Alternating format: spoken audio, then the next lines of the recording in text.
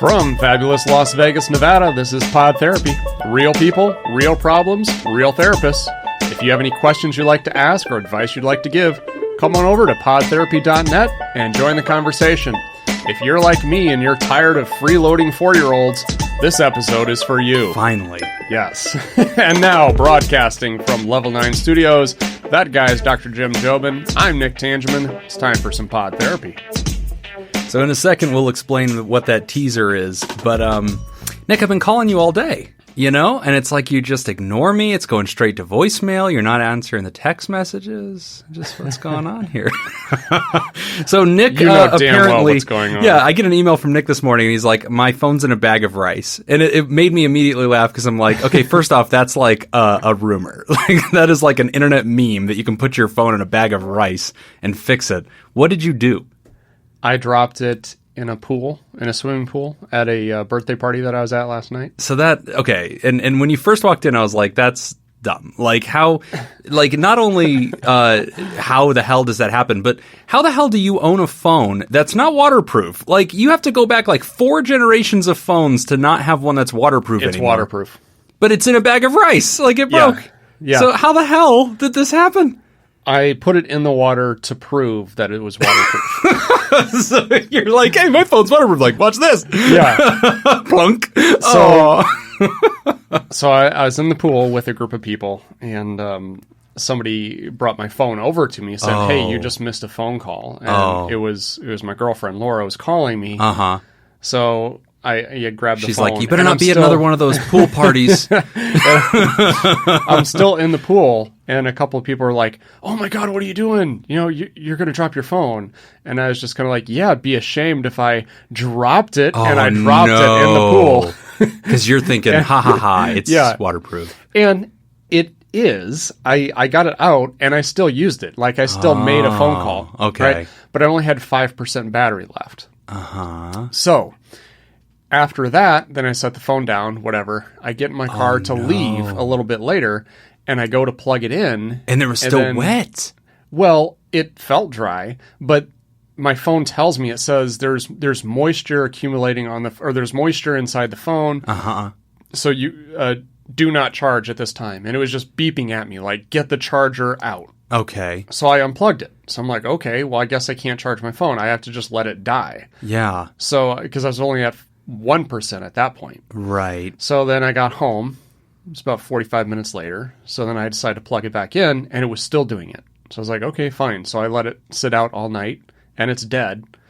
So then this morning I tried to plug it in again, and it's still doing that. Oh, weird. That's why the rice. So you're just trying. So now, it seems to be alive, but it's also like aware that it doesn't want to be charged. It does not want to be charged. So you're trying to dry it out. If it was fully charged, I could use it right now. Yeah. Oh my gosh. Yeah. That's okay. So okay. Well, I'm going to tip my cap to you because I really was just going to rip you apart and just make a lot of fun of you. But no, that's a reasonable story. And your point was proven. You were not embarrassed at your pool party. No. I don't know what kind of adults have birthday pool parties, but whatever. And so you're at this kid's pool party. Yeah, it's Vegas. And you were not embarrassed in front of them because the phone totally worked. So the point you were trying to make at the party, you made that point. Yes. So for the people who were there, I proved my point. Yeah, they thought, wow, Nick's cool. Nick has cool phone. Unless they ever listen to this podcast. And now they're like, yeah, fate caught up to that smug SOB. Yeah. Well, all right. Fate catches us all, but welcome back to Pod Therapy. Nick does not have a phone. It's funny because right before the show, I'm like, hey, mute your phone. He's like, just flip me off. So I don't have to worry about that happening today. It feels like 1998. Yeah. Not having a phone somewhere that you are. Yeah. Oh, my gosh. It's so Isn't strange. that weird? Yeah. Yeah, like if I call somebody and I can't get a hold of them, I know it's personal. I don't think, well, maybe they're filling up their car with gas, or maybe they are not somewhere where there is a landline. The world has changed. But something that has not changed, Nick, is the fact that humans do not like it when a freeloader takes advantage of them. So there was new research that was done at Yale University, and in this research, they tried to figure out at what age do we kind of develop that distaste, right? So it's pretty common knowledge. Whenever you're in school and you have a group project and it's that kid that didn't do anything but he still gets an A with you, and you kind of have a resentment of that, right? And in workplaces, it could be the same thing where you have like this, huge project or this community goal where we all have to participate in making sure that this thing gets done. And then there's somebody who just kind of kicks up their feet, doesn't contribute very much. And whether they take credit or not, if they get credit, it can bother you. Nobody likes that. And even macroscopically in politics, in society, it's a constant political debate about, what does it look like when there's people that don't necessarily participate in the wealth of the nation, sharing in the wealth of the nation, right? Which, again, we're not a political show, but that's an interesting debate. So at Yale, they wanted to zoom backward and say, okay, is this something we pick up because we're socialized into it? Is this something that we develop because this is like an American value and it's something that we pick up in school and we read in our textbooks and we hear about on TV, and then we eventually develop that mindset? So they ran this experiment with 4-year-olds, which is just about as far back as you can go and have them still be verbal. Like my daughter's 3 and she can talk, but not like reliably to the point where she could explain something. Yeah. But 4 years old is right there. Like you can do something with them, you can ask them how they feel, and you can watch their behavior. So this is the experiment that they did with 4-year-olds at Yale University, which also, you don't realize how many 4-year-olds there are at Yale University. Yeah, it's a very competitive process. Yeah, they get them. They pick them younger and younger. Doing every the year. SAT at 2. God, it's really hard. The entrance essay is written in crayon, just stickers. All right, so they ran this experiment. Here's what they did. They took a group of 4-year-olds, put them all at a table, and basically gave them an amount of chocolates. So think like Hershey's Kisses, right? Which the kids really like. Right. And they tell them, hey, here's the deal. If you guys give me, let's say, 10 chocolates total, then I will get you a cake. I will bring cake to this table, and everybody gets to have cake. And the kid's like, oh, I love cake. And it doesn't take a genius 4-year-old to realize cake more valuable than Hershey Kiss, right? Like, I want cake. And so they get pumped for the cake. So when the kids are invited to spend their candies to earn this cake, the challenge is nobody has to. Right. Like, if the cake is unlocked, everybody gets the cake. But you can just kind of sit back and let other kids give all their chocolate, and you can keep yours if you want. Like, it's not a big deal. So each kid thinks about what they want to do, and they donate their chocolates to unlock the cake. And these are 4-year-olds, right? What the experiment revealed was that even at 4 years old, if the kids figured out that one of the other kids was freeloading, like they kept their chocolates and they still got cake, they were pissed.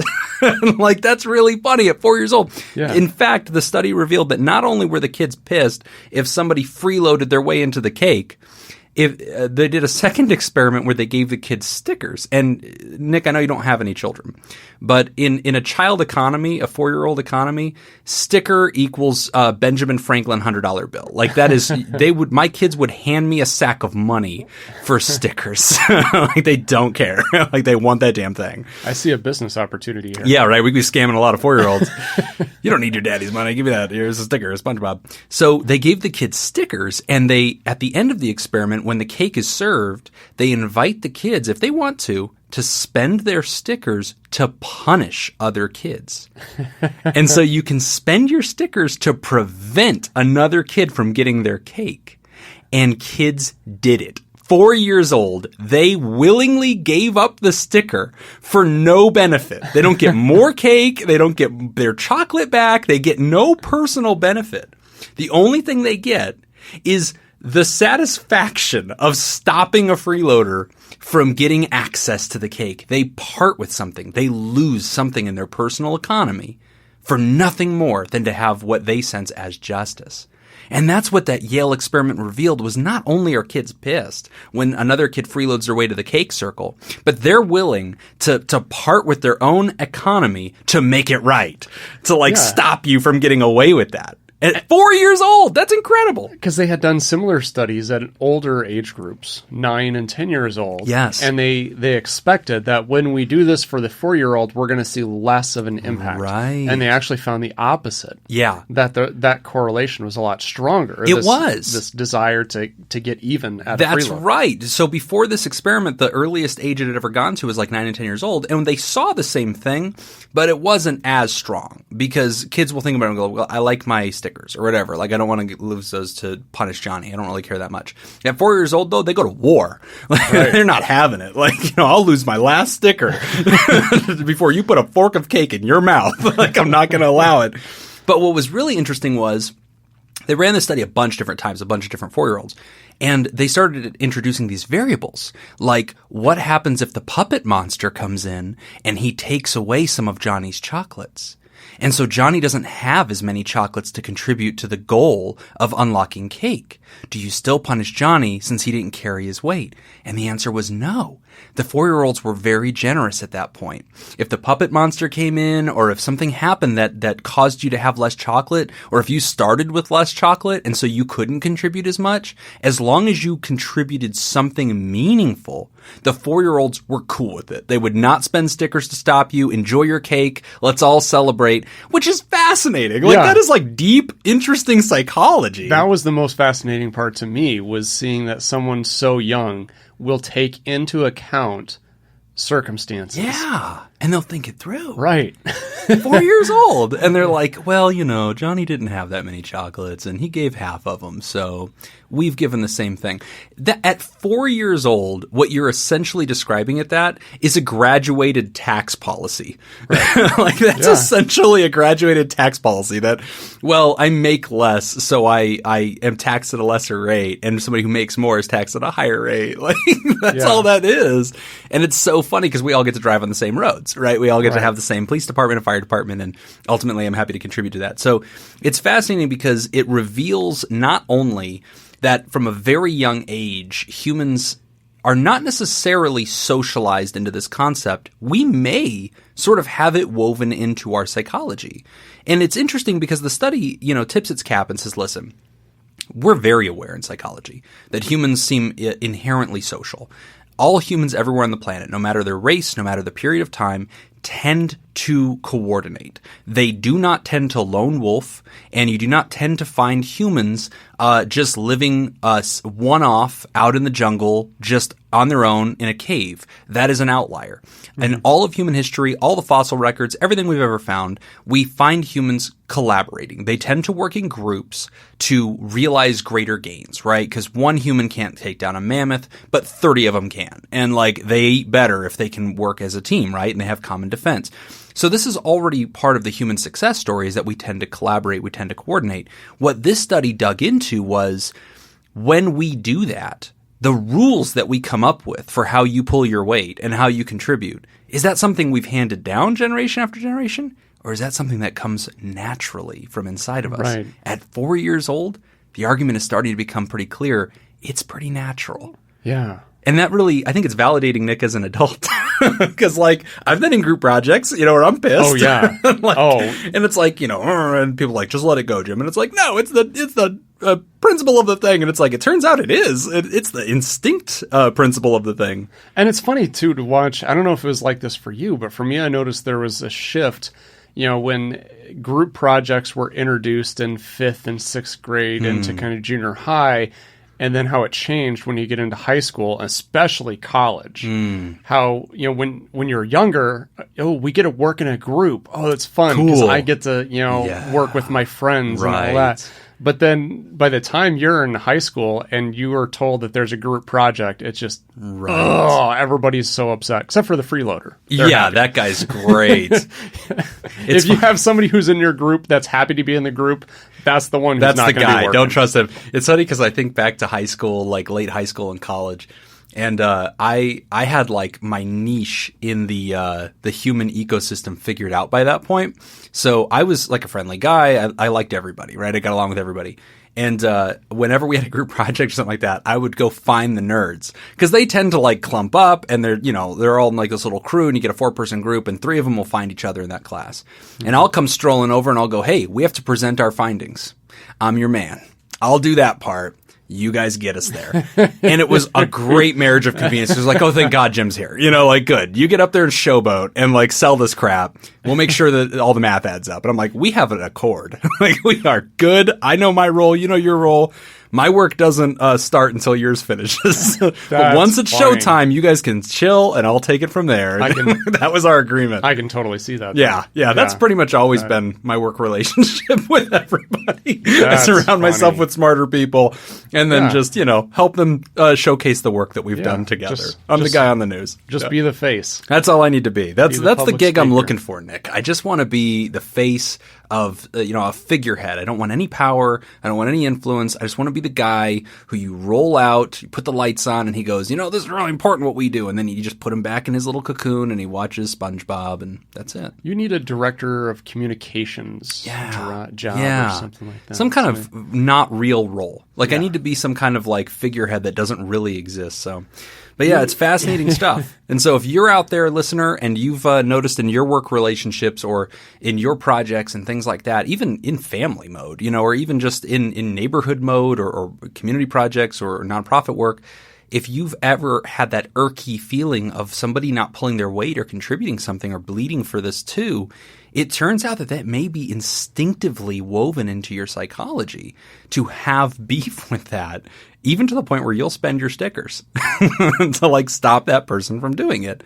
And I think when you take that study, Nick, and you unfold that to the larger world that we live in and America and politics, I think it's the heart and soul of a lot of the debates that we have.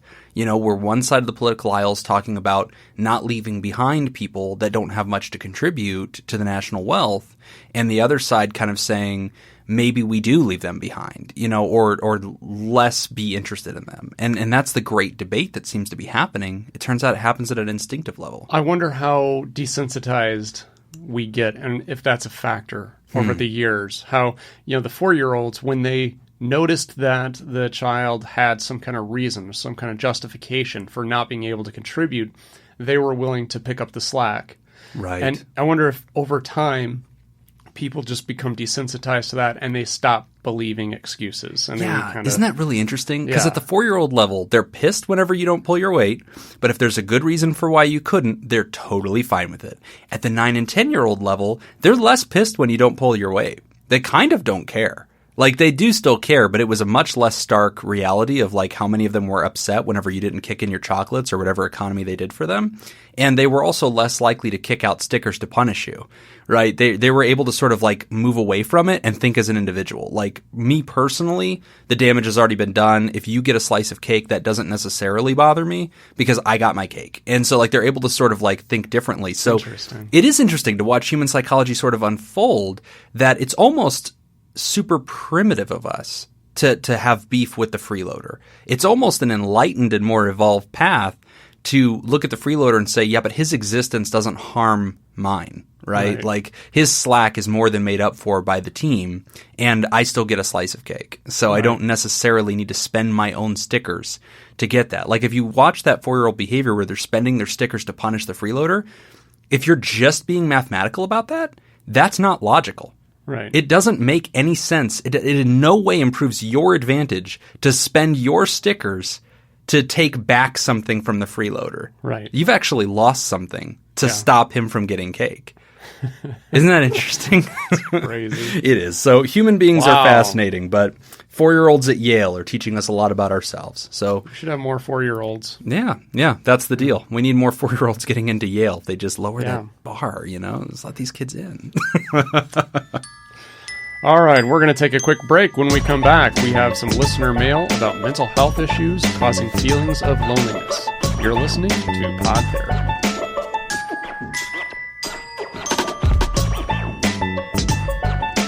We're back. You're listening to Pod Therapy. Our first listener mail comes to us from our listener Alpaca Scoop, who's dealing with anxiety and loneliness. Here's the letter. Feeling lonely because of anxiety. I'm a 34-year-old, happily married mother of 2. and I feel alone. I have panic disorder, borderline personality disorder, and major depression. I took Paxil from 15 until freshman year of college, which I kicked by detoxing for a week sweating in my bedroom. After this, I developed a ton of phobias, which exacerbate the panic disorder. I feel like I have no connection to any adults outside of my husband, and it makes me feel profoundly lonely. I can't seem to get anyone to regard me with respect or attention, and it makes me retreat further into my depression. When I do try to connect with people, they either seem to forget about me or ignore me completely. My husband has a couple of friends, but I can't seem to make any. I want to share my hobbies and interests with people, but outside of people on Facebook, it's like nobody cares.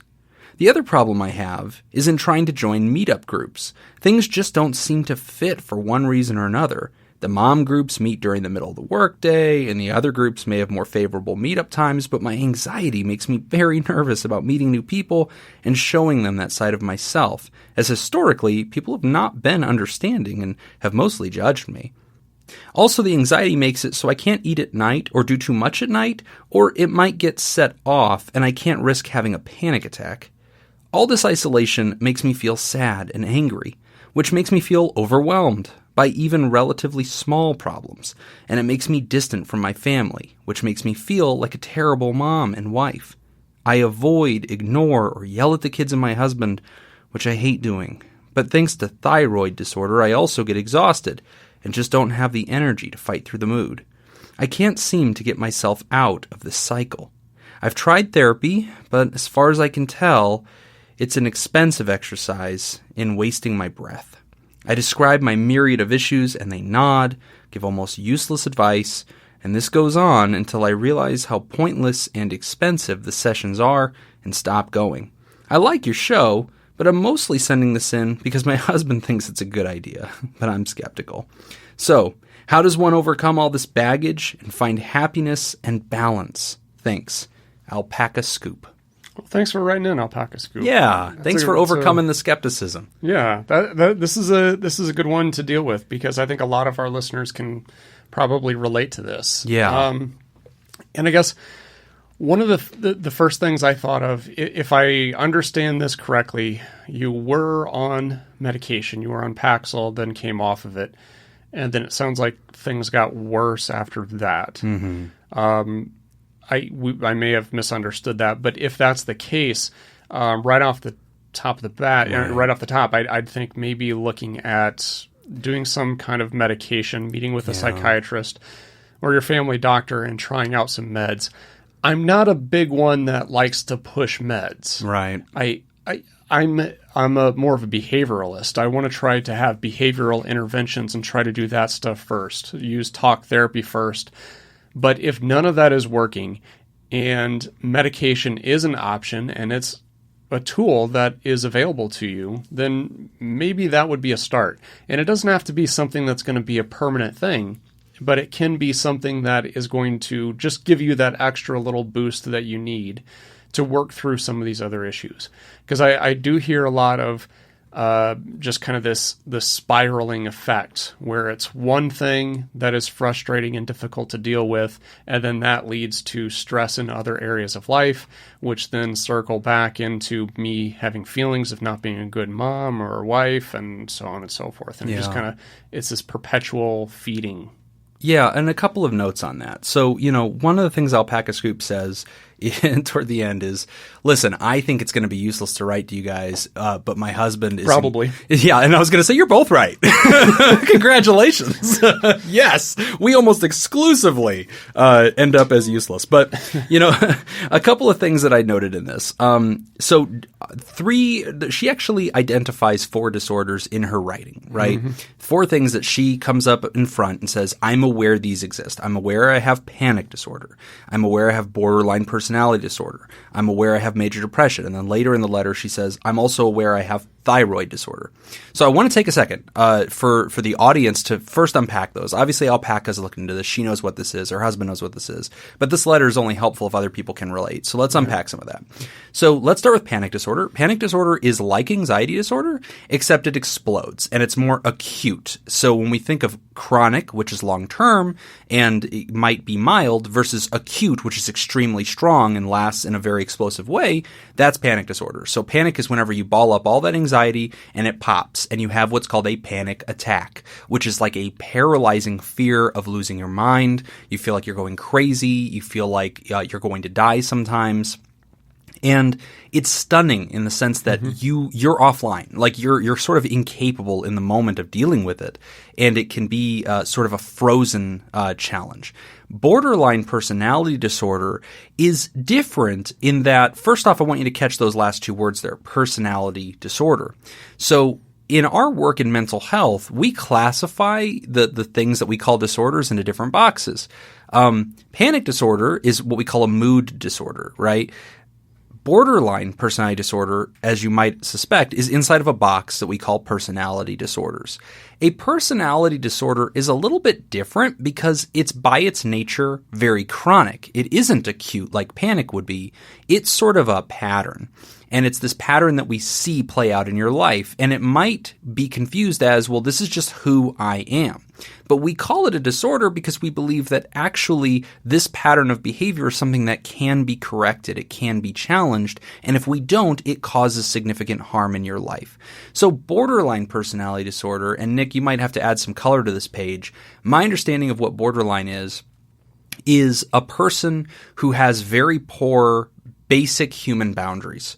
So that's usually somebody who connects deeply and fiercely too quickly, and somebody who explosively pushes people away and might have a very acidic and angry reaction to them. Almost like bipolar disorder in the sense that they seem to have a flip sort of mood switch. But I believe that borderline has a lot to do with the way they humanly interact with others. Yeah. I hate you, don't leave me. That's it. There it is. I hate you. I can't live without you. And so it's very confusing. Yeah, and I've seen it mostly in youth that I've worked with in the past. Youth that had, for whatever reason, never had a strong bonding with a parent or an adult figure. Yes. So maybe they were in foster care and they got moved from house to house. And it really messes with someone's psyche because it feels like I can't get close to people because something bad will happen. Mm-hmm. So therefore, I have this relationship. I feel like I'm getting really close. Therefore, you're probably going to leave me. And I would, if that's going to happen, I want to be the one to end it. So there's a lot of self-sabotage that we tend to see in borderline personality disorder. And that self-sabotage and that relationship sabotage frequently causes so much distress that they'll come see a therapist, will evaluate the pattern and go, oh, this looks like BPD. And then the third thing out of the four that she identifies is major depressive disorder. Most of our listeners are pretty familiar with that at this point. Major depression is whenever you can click all those boxes of feeling anhedonic, which means you've lost pleasure in your life. You can't enjoy the things you used to. You may feel hopeless, feel like there's no future. You can feel like you're in this dark cloud of just lack of energy, inability to get motivated to do things, and just be lost in it. And sometimes it can even be accompanied by suicidal thinking or self-harm thinking. All that kind of comes with it. And then the fourth thing that she identifies is thyroid disorder. Thyroid disorder is a little bit more interesting because thyroid disorder has to do more with your medical body, the hardware versus the software. Panic, borderline, and major depression are very much in the software box of things that Nick and I are going to try to work on because we're sort of basically brain tech support. Our job is to sort of recode the way that your programs run in a very soft way. You can't see the difference physically. We get into the code and we change the little numbers into new things. Thyroid disorder is a hardware thing. You can see the malfunctioning organ, the thyroid. And in this case, it's usually producing too much of a biochemical that induces anxiety and causes like elevated levels of cortisol, the inability to calm down. Whenever I meet somebody who comes to me for anxiety treatment, I usually want them at some point to go get a blood test with their primary doc to check for thyroid disorder. It's a simple blood test that we can do, and it's very rare that it pops up, but I've seen it happen. And when that happens, medication really is your only and best option because I can recode you all day long. The hardware doesn't do the thing that you want it to do, right? And so we have to overcome that. So she's got a mix of physical stuff going wrong and mental health stuff and relationship stuff. And so what's interesting about this is back in the day, Nick, we used to classify things by axis. Remember that? We had axis 1, axis 2. And it was sort of like these little line by lines of how we would identify the kinds of problems the person has. In this case, she's got the trifecta. She has a physical malfunction. She has a software problem in the panic and depression, and she has a personality disorder as well. So it's really difficult to start with. And Alpaca, as we now pivot back to you, I want to first identify that, wow, my friend, you have a cloud of stuff. And so when I detect this tone throughout your letter of discouragement, of feeling sad, of feeling skeptical at this point, of feeling jaded and cynical, and feeling like even therapy itself was a waste in some ways, and in getting medicine, I gave up on the Paxil because it was a waste. It wasn't doing anything. That discouragement makes sense to me.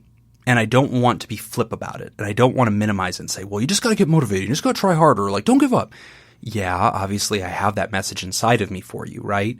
But I also want to acknowledge it. I want to acknowledge the sorrow. And I want to acknowledge the depth and discouragement that you must have gotten to. And that's part of the great power of mental illness, is that exactly the instrument you need to use to heal yourself is exactly the instrument that's broken. Right.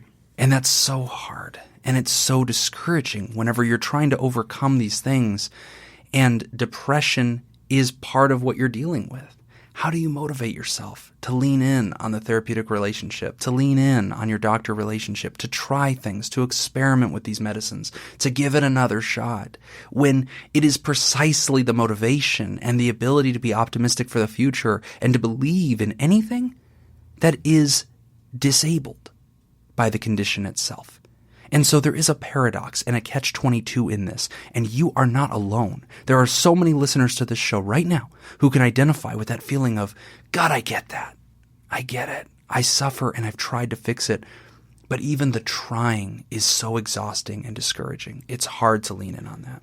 And not even just the trying, but there's, like you said, I mean, there's this paralyzing aspect of it too, especially when you look at panic disorder. Yes. So a big part of that is not just having that panic attack, but also the anxiety of having a future panic attack in a situation that you can't control, right? So I've heard a lot of people say similar things like, well, I can't go out in public, or I can't go around in these certain events because what if I have a panic attack? You know, so it's not just having a panic attack. It's like once you have that, then you've got the fear that you're always going to have it and that it's going to come out.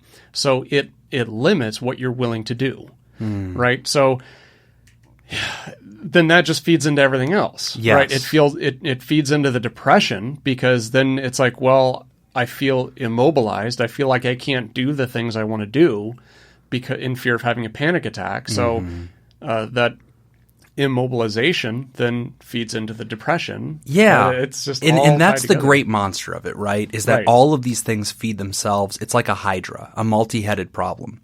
And that's why, Alpaca, I'm going to start with something that you probably wouldn't have expected. You probably would have expected that we're going to be lecturing and tell you, well, here's what you need to do. Get out there and do some push-ups. And I'm sure Nick wants to say the push-ups thing.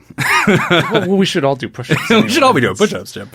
But I do want to come alongside you and say this. When I look at this, the first thing I see is not just the challenges that you're facing. I have got to tip my hat to you, my friend, because you are trying things. This letter is riddled with attempts. I have tried medication. I have tried being social. I have tried doing therapy. I am writing into your show. She did the meetup groups. She did the meetup groups. Yep. She's tried to communicate on Facebook. She's tried to connect with others. And I appreciate that even as she identifies why these don't work, I cannot tell you how proud I am that you are trying. The fact that you are knocking on those doors, that you are making the attempt is huge for me because it hints at something deep inside of you. More powerful than your despair, more powerful than the overwhelming feeling of hopelessness, more powerful than the pessimism, and more powerful than the exhaustion is your own personal outrage and being pissed. Sometimes the kernel of change is this frustration of being sick and tired, of being sick and tired, and that is enough. That is the ember that sparks the fire, that becomes the change in your life. And I still see that in you, glowing and still trying, exhausted, taken aback, but it's still there. And so that gives me hope for you. Now, to the practical question that you're talking about with therapy, when we have a multi-headed problem, like thyroid, panic, personality, depression, honestly, it's usually a team approach. It's very rarely just going to be you come see me and I'm your one-stop shop, I'm the solution. It's usually going to take a team. It's usually going to take a physician. It's usually going to take me. It's usually going to take other aspects, nutrition, a million different things. And that's discouraging because you think, good Lord, that's like a puzzle. Where do I start? I get it. I get it. We start by doing the next right thing. We keep it as simple as we possibly can. And you have gone to therapy. You've tried that out. You found it to be both expensive and not helpful. Fair. Okay, fair. If that wasn't a good fit for you, you need to pivot. You need to find another therapist. And that's not to disparage the entire craft of therapy. I have plenty of evidence-based research that says this works. I don't need to make that case, right? That's already there. The books have been written. We have over 100 years of psychology and health science that tell us it does work. However, the individual that you're working with might not be the right fit for you. He might be the right fit for me. Like if I come in and I just need to vent, he might be the exact right fit for me. You sound like you need somebody more solution-focused. So different therapists are different ways. There's non-directive therapists and there's directive therapists. That's one of the big classifications of how we think. Non-directive therapists tend to be very passive and tend to allow you to guide the session, bring in your content, and then they'll kind of just like smoothly nudge things in different directions, trying to see what comes of that. Directive therapists are more hands-on. They tend to be annoyingly involved in your life. They tend to say, here's the thing I need you to do today. Here's the homework I want you to do. You better not come back to my office until you've X, Y, and Z. And that's different things. So I know for me, one thing that I often see in my private practice is people come in and go, after like 3 sessions, to me like, Jim, you're different than other therapists. And I usually expect that to be bad. Like this is usually what they're going to say before they sue me. But then they say, no. I mean, in a good way, I've been to other therapists before. I didn't feel like they were pushing me or making me do things. And when I meet a client, I usually like disclaim at the beginning, I'm very directive. If that's not what you're looking for, I'm the wrong fit. Like, well, let's get you to somebody who's not. But in my practice, we're doing it Jim's way. Like I am over dominating to the person and I tend to push them into things I want them to do. And that's not a good fit for probably 60% of the population, but there's 40 that need that. And when I hear you talking about therapy being the experience that you have, I'm immediately thinking about that, Nick, and just thinking, gosh, I'd like to see her maybe try it with somebody else. Again, not hoping that one person is going to cure all 4 things, but that person can be part of the solution along with other things. But that ember has still got to be fanned into a flame. Yeah, I would agree with that completely. I mean, there's I know a lot of therapists, and everybody just seems to have kind of their own little flavor, their own little take on things. I've had clients that came to me that really enjoyed working with me, and they didn't do well with other therapists. Yeah. And then I've had some that stopped seeing me and went to Jim or went to somebody else and then started doing a lot better. Right. And it has nothing to do with the therapist. It has to do with the person. Well, like, and it has to, it's just, it's a puzzle piece. You have to find one that fits. And I do agree. And I think one thing that might be helpful too is to take a look at what your expectations are. Looking for, as Jim said, kind of this panacea effect where there's going to be one thing that we're going to do and it's going to fix and cure everything. Start looking at this from the perspective of progress, not perfection. So going back again to like the medication. Well, before I even get to the medication, some of the other things that just looking at some of these individually, I'm a big believer in CBT, cognitive behavioral therapy. I love it. It's my favorite thing in the world to talk about. And one of the things that we work on is what's called the CBT triangle. So it's the connection between emotions, behaviors, and thoughts. And a change in one of them fundamentally changes the other two. So you learn how to control your thoughts, emotions, and behaviors by just picking one and tweaking it a little bit, and the other two fall into place. But it sounds like you're not at that place. And that's one of the things that when I brought up the medication isn't going to be something that you take this pill and all of a sudden you feel great and you feel better. You're going to, like, all your problems are solved. That's not the expectation. The expectation is you find a medication that just bumps you up enough 1% to start working on the CBT stuff. Yes. And then that bumps you up a little bit further to a point where you can start working on behavioral change. Yes. Like you can start getting more comfortable and pushing yourself into those environments. It'd be great to see you get to that point where you can say, I am afraid of going out and going to this meetup group, and I'm afraid of having a panic attack. But I'm going to go anyway. And I'm going to give myself permission to have a panic attack at this meetup to prove to myself that even if I do that, I'm still going to be okay. Yes. Incremental progress. Incremental, yes. Yeah. But I really get the sense that a lot of people have this expectation that one thing is going to fix it. So if I tried the meds and that didn't fix it, then I scrap the meds and I try something else. Yes. That didn't fix it, I scrap that and I try something else. Yes. Look at this as a combination of things. All of it. And each one of those is a puzzle piece that ultimately helps you. And the progress, not perfection piece is huge. And another note I want to add to this alpaca is when you talk about, you said I tried therapy, but as far as I can tell, it's an expensive exercise and wasting my breath. Obviously, I've already addressed why I think that maybe that was a bad fit for you, but also another thought. Every letter and every word of every sentence of every paragraph in this letter that you wrote or that you dictated and somebody else wrote for you was not an exercise in wasted effort. It was an attempt. It was meaningful and expressive and incarnate. You summoned from non-existence into existence an accurate, honest, and authentic description of self. And even if we did that in person, it is not a waste. Even if you don't get the results today, you have no idea if that motion, that effort, that small attempt is part of the greater whole that is unforeseen in the future. How many missed shots has LeBron James taken in practice from the three-point line?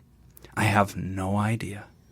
But I know that every single one of them was absolutely necessary to make him the greatest basketball player of our generation. I'm going to guess at least two.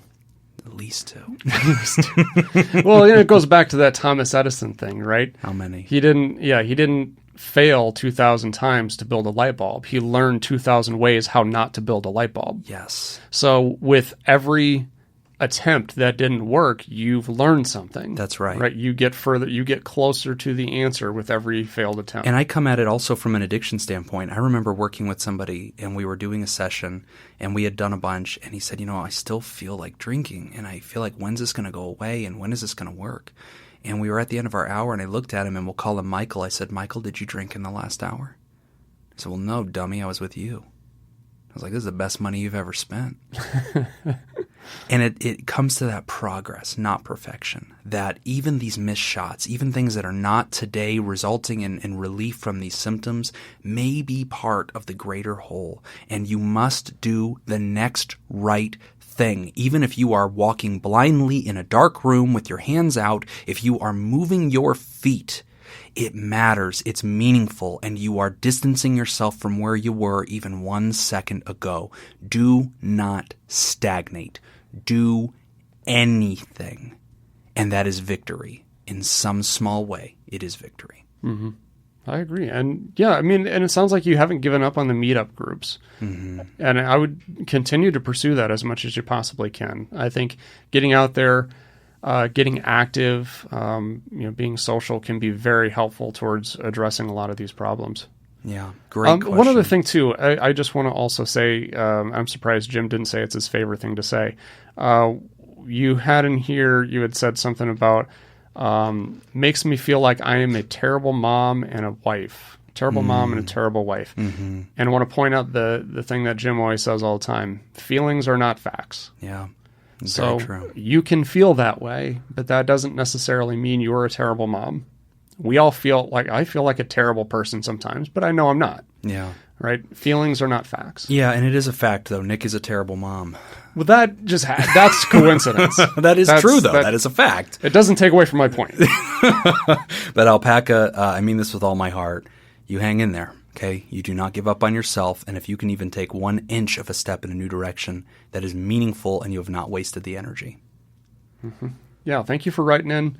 Don't be a stranger. Yep. Let us know what's going on. We'd love to hear updates. Okay, we're going to take a short break. Is it possible to be too empathetic? We'll answer that question when we come back. You're listening to Pod Therapy.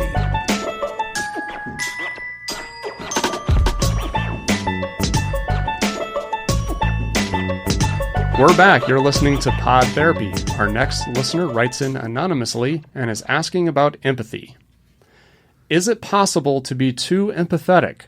I often feel guilt or sadness when I think of my loved ones' feelings being hurt, even if the reason they are hurting are beyond my control. Yes. Short and sweet. Short and sweet question and short and sweet answer. Is it possible to be too empathetic? Yes. In my opinion, it is. I'm writing that book for my kids, and I have a chapter in there called Don't Apologize for the Rain. And this is exactly it. You didn't cause the weather that's ruining somebody else's day. You didn't cause this problem external to the two of you. And it's okay to hurt for them. It's okay to empathize and think, oh, darn, that is a shame. But to the point when you feel personally responsible, as if you feel guilt or sadness, yes, that is over empathy, right? That's hyper empathic. And I want to challenge that. And a way that I would immediately write back to you, Anonymous, and tell you, here's how I want you to challenge that, is to go through the thinking exercise and ask yourself, what did I do to contribute to their sorrow? And if you can't find evidence of anything, then you need to logically recoil and say, okay, the math adds up, that my feeling is not in line with the facts. And so I'm going to at least temper the way that I'm feeling based on my observational evidence. Yeah, I would agree. And I think we have to take a look into, who is responsible for one's feelings. I'm going to kind of flip this in the opposite direction. Because one of the things that I've heard a lot, especially in working in addictions treatment, is I hear a lot of people say, so-and-so made me angry. Right. And I'm very quick to challenge that. Like, what do you mean? Or so-and-so pushed my buttons. Yeah. Well, why are you leaving your buttons out for people to push? Right. Because here's the thing, we can't draw the line at that emotion and make that separate than others. So if I say, Jim made me angry, I'm implying he controls my anger. Mm-hmm. Well, what does that say about my happiness? I can't draw the line and say he controls my anger, but he doesn't control my happiness. Mm-hmm. It's like he controls my feelings or he doesn't. Right. If I give him the power of controlling my anger, then that means he also controls my happiness. So if I want to be happy, does that mean I have to have Jim's permission? Right. I don't want to live in a world like that. Yeah, right. Where I'm dependent on other people. Right. I want to be in control of my own emotions, right? And to a large degree, I think that that's really the case. I don't think other people can make me angry. I believe I get angry, but I believe that the most anybody else can do is manipulate the environment. Right. Right. Can maybe give me a reason or trigger me somehow to jump to that, but I still have to take accountability for my own emotions. Mm-hmm. If Jim goes out and he keys my car, I don't have to get angry about that. Right. I am still in control of that.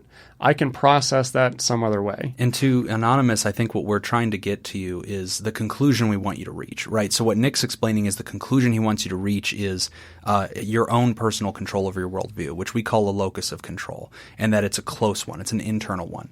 And the advice that I'm giving to get you to that conclusion is the technique of analysis. I want you to look for the evidence. I want you to put the thought on trial, right? And that's how we disseminate between a feeling and a fact. I feel guilty and overwhelmingly sad for this other person's situation, and to pull back internally into yourself and to evaluate like a judge and say, okay, all evidence that I'm responsible for this, place in front of me now.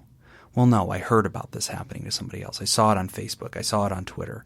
And it's discouraging. And I saw this sad thing that happened. And it's affecting me. Okay, good. Yes, excellent. You're languaging that correctly now. And then we go to the other side. All evidence that I had nothing to do with this. Well, of course I didn't. I didn't put the bullets in that shooter's gun. I didn't cause that flood. I didn't make that boat sink. I'm just a spectator. I'm seeing this happen in my friends' lives. I didn't make their family members sick. I'm just witnessing it. Okay, yes, you're languaging that correctly. Now take those two pieces and form a whole, and come back to yourself and ask yourself, what is the right perspective? And then I want you to language that into a sentence. The correct perspective is, I feel sad for my friend, but I do not accept guilt, shame, or personal responsibility for it. And that does not depreciate from my sadness for them. Mm-hmm. And if you can just get to the place, Anonymous, where you're languaging that correctly, I believe you'll have access to the conclusions that Nick is presenting to you, that internal locus of control, and the recognition that the buttons are mine to push, and that other people cannot control the weather in my heart, but I alone will ultimately accept a perspective and a truth that I'll land upon to be my truth. But it begins with how we self-talk. Absolutely. And it doesn't mean that, we just go off and say whatever we want, completely careless of what other people feel. Right. You can go completely opposite extreme, but that's not what we're talking about. We still are in control of how we present information, but I can't control how the other person reacts once that information is out there. Yep. I can still take accountability for my part and how I delivered it, but everybody is entitled to their own feelings. Yep. Don't apologize for the rain. Yep. Very good. Okay, we're going to take another short break. When we come back, we will answer a question about self-harm. You're listening to Pod Therapy.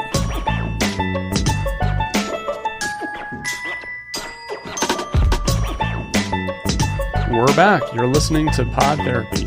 Our next listener writes in anonymously and is asking about self-harm. Question about self-harm. In episode 28, it was fascinating, and I appreciated the advice you had on helping someone who cuts themselves. I was wondering if you could talk a bit about non-cutting forms of self-harm. It's talked about so rarely, and a lot of people don't even realize that other types of self-harm exist. For example, I used to hit myself in the thigh over and over as hard as I could, and it never occurred to me that it was a form of self-harm because everyone was always talking about cutting. Great question. And first off, thank you for listening. This writer is referencing episode 28, where we discussed a cutting behavior that a school teacher noticed in one of her high school students, and we kind of addressed what cutting is and what self-harm is. And so, great listener question here, and it's one of the first that we've had where it's really a follow-up. It's a new question, but it's a follow-up reference to something else. So thank you, Anonymous, and really appreciate you being a listener of the show. And great point, because the writer says, not all self-harm is cutting. Self-harm is a lot of different things. And Nick, as an addiction specialist, I'm sure that one of the things that you've probably noticed is how frequently abuse of substances and addiction itself is not pleasure-seeking as much as it's self-punishment or a painful and negative coping skill that really is evidence of self-harm. Yeah, I mean, a lot of that it's an escape. Like you said, it's a coping skill. It provides that temporary relief from whatever it is that's occurring. Much like cutting sometimes, right. Because one of the big things is they feel that they don't feel. Right. So that cutting is kind of a grounding technique. It snaps them back into the present moment. It's that feeling of pain that brings them into the here and now. There's some language here too that's a little bit different. Some people kind of distinguish. They don't call it self-harm. They like saying self-injury because it separates from addiction or other things that we do. I mean, I was rushed getting here today, and I stopped by McDonald's. I ate something that was probably not very healthy for me. Was that self-harm? I probably, but that's not fair to put that in the same box. I agree. So if we say I hope that the lawyers of McDonald's heard us say that we do not agree that that's self-harm. Please don't sue me, Mickey D's. If anybody's listening, I don't care. But self-injury is really kind of what we're talking about. Like the cutting, burning. Yeah, burning. I know kids in school, if they don't have access to something sharp, sometimes what they'll do is they'll take like an eraser, like on their pencil, and just rub it back and forth on their skin. And then place it. Yeah. Right. I've seen that. I've seen cutting. The writer talks about slapping. I've seen hair pulling, to an extent. Trichotillomania is, in a sense, self-injurious, and, it has that self-harm kind of ability. There are really a lot of different manifestations of this, and it can also be self-sabotage too. I've seen people do that. Where they will provoke fights, with people that love them, and just be callous and unfeeling and really trying to be hurtful to others. There are lots of different manifestations of what self-harm is, and I think it's so smart of the writer to challenge us to expand that definition, because so often cutting is the big one, and we talk about cutting. But even binge purge, I've known people that the self-harm behavior they're doing is forcing themselves to vomit. And it has nothing to do with body dysmorphic disorder. It has nothing to do with their self-image. It has to do with the pain caused and the relief of the pain in the sensation of vomiting. It is the vomiting itself which induces a strange euphoria in the painful action of the contraction and of the expulsion of the material, because it is relieving in a sense. So to broaden that definition of self-harm to all these other aspects is a great challenge for the writer to send our way, and it gives us an opportunity to expand for the audience that self-harm is not just cutting. It can be even self-injury. It can be things that do not leave a permanent mark. It can be things that do not have the opportunity to kill you. It can just be a negative coping skill where you hurt yourself to relieve invisible emotional pain. And if that's going on in your life, or you're seeing somebody do that, and that can manifest in lots of different ways, that's a dysfunctional behavior. It's causing a clinically significant amount of distress. It's probably something you need to see a therapist for. Yeah, thanks for writing in and holding us accountable to that. Love it. Well, that's one of those things that, Jim and I, as we're doing this podcast, we know this stuff, but we don't think about it because it's just we just and that's why, guys, off in we what we need know. the dialogue. Yeah. And what's really fun is on Twitter, we have a pretty robust Twitter community now, and they're always talking to us. Yeah, and I love that. It's great because it really gives us a lot of good feedback. It's funny because one of my private practice patients that I have, I just saw him yesterday, and he's a listener of the show, which horrified me for like 5 seconds. Like, oh my god, I'm sorry for everything you've heard. And he was like, no, I really like the show, and he was kind of going in it, and it was great because we were talking about episodes, and he was asking follow-up questions in our session about our show. And it was neat because I was like, gosh, you should write in. Like, this is great. So guys, if you're out there and you listen to the show, we want your feedback. We want you to write in with these additional questions. We want you to tweet to us. We want you to tag us on Facebook. We want you to email into the show. Even if and lots of people have, Nick, where they say, hey, I'm not asking you to put this on air. This is just a follow-up question. And we'll write back. Yeah, or we've even had a few folks that have said, I respectfully disagree with you on a few things. Yeah, which that is has awesome. happened. I love that. I love getting other perspectives. In fact, there's an example of this. So one thing we're going to start doing, guys, is we're going to start rewarding those of you who do give us feedback. If you give us feedback in the form of a comment or a review, especially reviews on Apple iTunes or on Facebook or in other mediums, we're going to read it out loud, and we're going to call you by name and say, hey, thank you for this, and we're going to let the world know what you said. But first, we're going to take our lumps, or take my lumps, I guess. So a couple episodes ago, we had an episode on gay conversion therapy. I did take the stance against it. I just did not like the way that it was being outlawed by, teams of congressmen and senators instead of therapists. I think that the therapists ought to make the best decision based on what's right and wrong ethically. But a therapist in our community and president of our fan club, Dawn Hill, she wrote in and she said this: for many LGBTQ people, there is a constant and painful struggle in attempting to cope with their sexuality in an unwelcoming environment. There is such a high prevalence of mental illness, suicide, and substance abuse in this population that contributing to a negative stigma of homosexuality will only cause them harm. Conversion therapy doesn't help break the stigma, it adds to it. By making people and cultures believe that there is something inherently wrong with individuals who already feel different. Sorry, Jim. This needs to be abolished. It's not good therapy.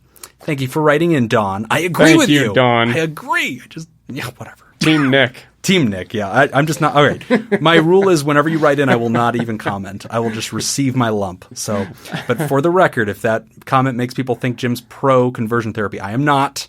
It's just I believe there's a different way to get rid of it. But anyway, so we want to read out some of our reviews. So many of you guys have written in reviews for us. And we want to read those, we want to celebrate those. So let's start with Facebook. We've gotten some 5-star reviews on Facebook, and I'll read one, you read one, Nick, but let's start with Marissa Nelson. She writes and gave us 5 stars. Thank you, Marissa. And she says, I've been searching for a good therapy podcast for a while now. Little did I know I'd be listening to one of my teachers from high school and actually taking notes this time. Sorry, Jim. These guys are great. They truly don't bog you down with the subject matter. I don't think I'd smile listening to something serious, but they know how to keep the balance. Highly recommend to anyone who loves podcasts. Thanks, Pod Therapy. Thank you, Marissa. She was a high school student of mine a lifetime ago when I was a teacher. And Maddie Jobin writes in, no relation, I'm sure. I'm a podcast person, and this is one of my current favorites. It's lighthearted and entertaining and also super informative in the world of mental health. I find myself related so much for the content discussed and love hearing the perspectives of 2 mental health professionals. Thanks for making this podcast, guys. 5 stars. And another reviewer is Mandy Abela. Okay, now Mandy is our Australian. She's the one that was calling us out on Twitter, and she thinks that I'm you and you're me. Remember that on Twitter? Yeah. And she didn't know which one of us was which, and so she blames it on the Australian accent. I get confused sometimes. So I would actually call dibs on reading this review because I will be doing it in my best Australian accent. You are welcome, Mandy. God. And this is what Mandy Abela from Australia says. She says, cannot recommend this podcast enough. So much information, help and encouragement. These guys have absolutely got it right in regards to a user-friendly show. Keep it up, gentlemen. It's been terrific so far. That was like an Australian Howard Cosell. That was terrible. No, I wanted to make sure that Mandy understood me.